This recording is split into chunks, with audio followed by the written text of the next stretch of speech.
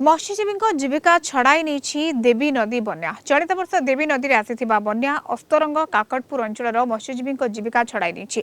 बन्या आसवा पर देवी नदी जलस्तर बढ़िया सहित प्रखर स्रोत देखा मिलता।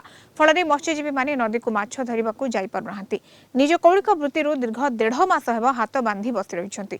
देवी नदी निकटू मत्स्यजीवी सहित अधिक आलोचना कर काकटपुर रिपोर्टर लोकनाथ स्वाई। देवी नदी रे आसीथिबा चलित वर्षर बन्या जल धीरे धीरे कमिबार लागिछि किंतु एई देवी नदी उपरे निर्भर करी सेमानकर जीविका निर्वाह करुथिबा हजार हजार मत्स्यजीवी वर्तमान 1 मास धरी सेमानकर जीविका हराइछन्ति। आपनकर जीवन जीविका किभଳି भाबरे प्रभावित होईछि? केते दिन धरी माछ धरिबा बंद हेलानी? वर्तमान परिवार केमि चलुछि? ए नगर पंचायत रे 10,000 मत्स्यजीवी ए नदी रे तांको जीविका निर्वाह करुछन्ति।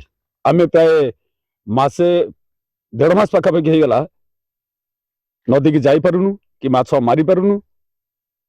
असुविधा एति कि होछि कोन जोटा रोजगार कर मत्स्यजीवी गरीब लोक जेति रोजगार करू सेति आम पेट प्रतिपोषण करू पिला पढ़ेवा दायित्व भल मंद करवा दायित्व जो 1.5 मास बसी जाऊँ जो पिलांकर खर्च बार्च भल मंद निजस्व खर्च करने ये 1.5 मास पर आउ तो टंकाटा रोजगार नहीं भारी असुविधा सम्मुखीन होउची। कौन करू समुद्र को जाई होउनी कि नदी रे माछ नहीं भी पिला पोषिया बड़ कष्ट होउची आ बहुत चलिया असुविधा होउची। अच्छा केतोले नदी पानी कमिबा परे वर्तमान आपण माने फिशिंग को बाहरिबे वर्तमान को माछ संख्या ए बन्या परे अधिका आपण मानक जाल रे पड़िथांती?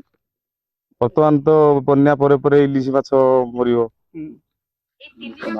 इलिशी एबे भी नाही परंत हबागु नाही माछ। अच्छा आ बहुत असुविधा रे चलुछु।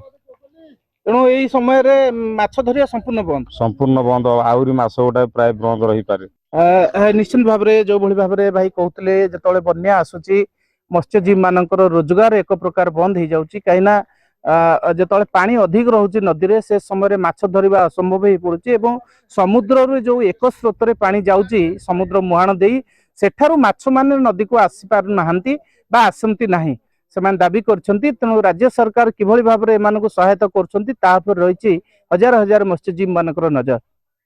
अस्तरंगर देवी नदी लोकनाथ स्वाई, कलिंग टीवी।